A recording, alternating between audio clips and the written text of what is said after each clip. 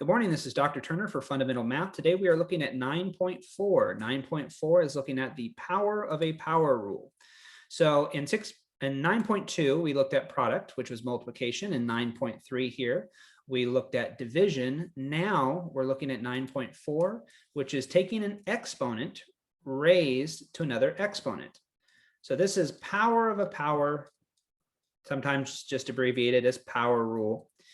But if I have an exponential expression, let's say a to the m, and I'm raising that to another exponent, then that is a to the m times n. So our rule here would be to keep the base and multiply the exponents.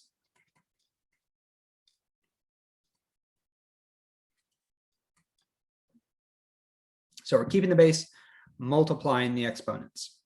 So what does this look like? If I have x to the fourth power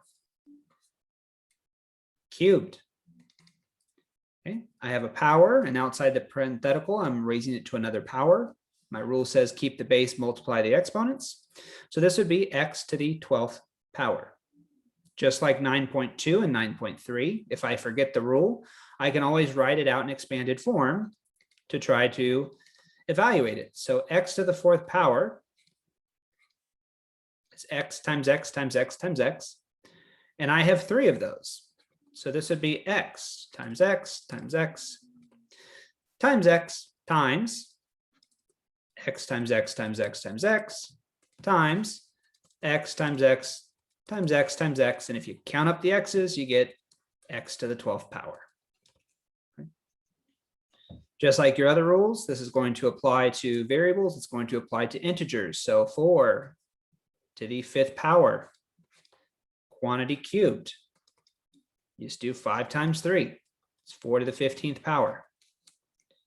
Number 3, y cubed to the 8th power, 3 times 8.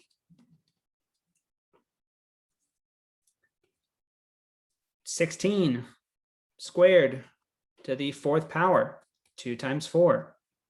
Okay. This rule, just like in 9.2 and 9.3, applies no matter what the base is.